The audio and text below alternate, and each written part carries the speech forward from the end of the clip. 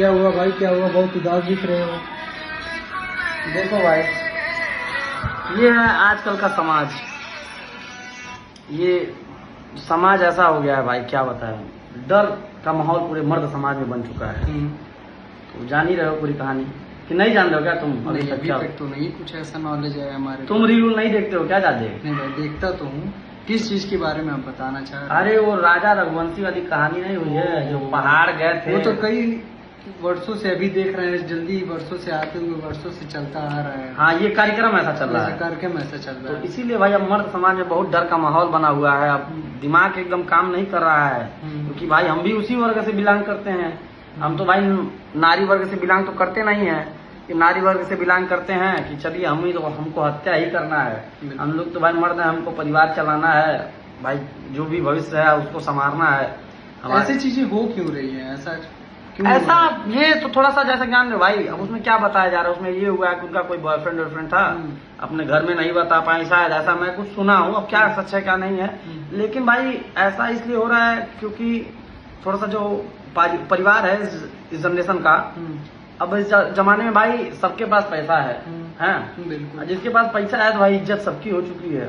तो सबको इस बात का डर हो गया है कि अब हमारे वर्ग से, अब वो रघुवंशी थे, जाहिर सी बात है महिला भी रघुवंशी ही रही होगी। बिल्कुल। रघुवंशियों जो राजा वाजा के परिवार में रघुवंशी वही थे। राजा राम शायद रघुवंशी ही थे, पुरुषोत्तम राजा राम। भगवान भी हमारे रघुवंशी परिवार से बिलोंग करते थे। तो महिला भी रघुवंशी ही रही होंगी, उन्हीं की बिरादरी की रही होंगी। तो ऊंचे वर्ग के होने के चक्कर में थोड़ा सा ये डर हमेशा बना रहता है ऊंचे वर्ग में कि अगर हमारे परिवार में कोई हमारी कोई बच्ची, हमारी कोई लड़की, चाहे हमारी कोई बहन ऊंच नीच का कार्यक्रम कर देगी, परिवार का नाम उछलेगा। इसके चक्कर में परिवार वाले थोड़ा सा ये कदम उठा लेते हैं कि लड़की हमेशा डर के रहती है उस परिवार में। तो लड़की जो है अपने परिवार के सामने प्रस्ताव नहीं रख पाती है, अपने विवाह का चाहे अपने अफेयर का जो भी अब प्रस्ताव नहीं रख पाती। तो प्रस्ताव नहीं रख पाती है तो दूसरे की फैमिली बर्बाद करने से बढ़िया हाँ, है ट्राई तो करना चाहिए। नहीं, ट्राई करना चाहे भाई, आपको जब ये पता है कि हमको विवाह के बाद वही करना है तो आप विवाह करिए, हिम्मत सीधी बात है। आप विवाह करके फिर जा रही हैं, घोंप दे रही हैं चाकू, ढकेल दे रही हैं पहाड़ से, तो थोड़ा सा इसलिए बहुत दुखी हूँ भाई मैं। बहुत गलत हो रहा है। आज तक ये कहा जाता था कि लड़कियां सेफ नहीं है, लड़कियां सेफ नहीं है, लेकिन लड़कों के लिए कोई रोड पे कैंडल लेके नहीं उतर रहा है। नहीं उतर रहा है ये। हाँ, कोई नहीं उतर रहा है भाई। जब लड़कियों के साथ कुछ अन्याय होता था तो तुरंत, अभी आप आज के भी जनरेशन की मैं लड़कों की बात बता रहा हूँ, अभी कोई लड़की है, अभी कुछ उसको कुछ ना बोलो, सिर्फ लड़की कहते हमको गाली दे रहा है, हमको उल्टा सीधा बोला, अभी उस लड़के को मारने के लिए तड़ा लोग लंगड़ा भी चल देता है। हम ही जैसे लोग, हाँ हमें जैसे लोग भाई लंगड़ा भी चल देता है मारने को। अभी कुछ दिन पहले हमारे सामने, तुम्हारे सामने भी एक नौका पे ऐसा कांड हुआ था, आपको याद है?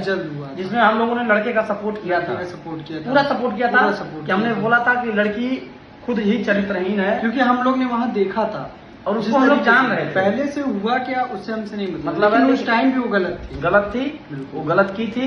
उसको लड़कियों का ये हो गया है, एक सिस्टम बन गया इस तरीके का काम करके हम पैसा ऐंठ लेंगे, परिवार को दबाव बना देंगे।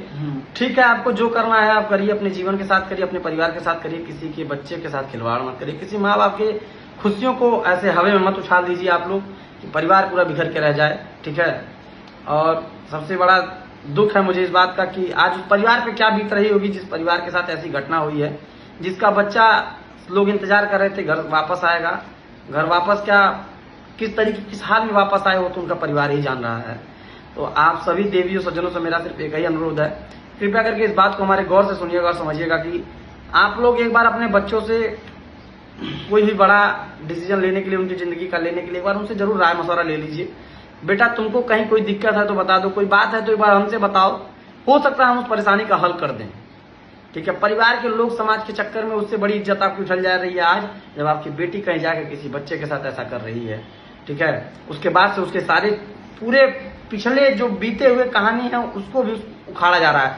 और ऐसे आप लोग समझ के जो काम कर देंगे उसमें ये रहेगा कि आप लोगों के साथ शांति पूर्वक सारा काम हो जाएगा, कोई दिक्कत नहीं आएगी। आपका परिवार है, आप डिसीजन लेंगे, यही होगा। दो चार लोग आपसे थोड़ा खटपिट करेंगे, लेकिन आपकी बेटी सुरक्षित रहेगी, आपका बेटा सुरक्षित रहेगा। इससे आप सभी माँ बापों से मेरा एक ही अनुरोध है, कृपया करके इस बात को समझिए, सुनिए और इस चीज को थोड़ा विशेष ध्यान दीजिए कि आपकी बेटी कहीं जा रही है तो किसी के साथ ऐसा अधर्म ना करें। अगर आप पहले से जान रहे हैं कि ऐसा उनके साथ कुछ है, तो कृपया करके एक बार उनसे एक बार इसके बारे में चर्चा कर लीजिए कि आप जाके कहीं कुछ गलत फैसला ना ले लीजिए। कभी भी अपने बच्चों को शादी के लिए फोर्स मत करिए। पहले उनको जानिए, उनके परिवार को जानिए, फिर आप शादी के लिए तैयार होइए। कोई शादी एक 2 दिन का खिलौना नहीं है कि आप खेल लिए फेंक देंगे। शादी तो जन्मों जन्मों का नाता हो जाएगा। भाई मर्द एक ऐसी जाति है जो कहीं कुछ भी करने को तैयार रहता है, लेकिन मर्द ही एक ऐसी जात है जो अपनी औरत के सामने हमेशा झुका रहता है। तो झुकने का मतलब ये नहीं है कि आप हमारा कत्ल कर देंगे। मैं आपसे विनम्र अनुरोध करता हूं भाई, आप लव मैरिज कर रहे हैं, अरेंज मैरिज कर रहे हैं, जो भी कर रहे हैं, अगर आप लव मैरिज कर रहे हैं तो ये बात जान लीजिए कि आपका जब तक विवाह नहीं हो जाता है, आपके लव के बीच में कोई तीसरा लव अगर आता है तो ये बात जान लीजिए, एक बार फिसली है तो बार बार फिसलेगी। जब आप फिसलेंगे तो आपको पूरा फिसला के जाएगी। एक बात विशेष ध्यान दीजिएगा, आप लोगों से मेरा विनम्र अनुरोध रहेगा। ठीक है, धन्यवाद। जय माता दी, जय श्री राम।